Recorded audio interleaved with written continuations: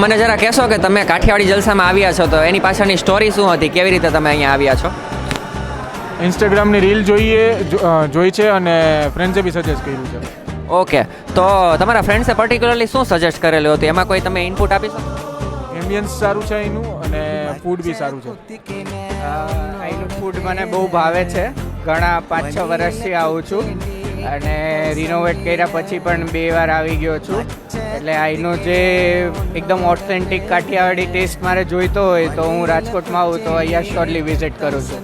તો મને 1-2 dish particular તમારા માટે જે ફેવરેટ ડિશ હોય એ મને કહી શકશો? એટલે મને સેવ કાંદા શિમલા વધારે પસંદ છે, પછી દહીં ઓળો સ્ટાર્ટ કર્યું છે એ વધારે, અને બાકી તો રોટલા બહુ સરસ હોય છે.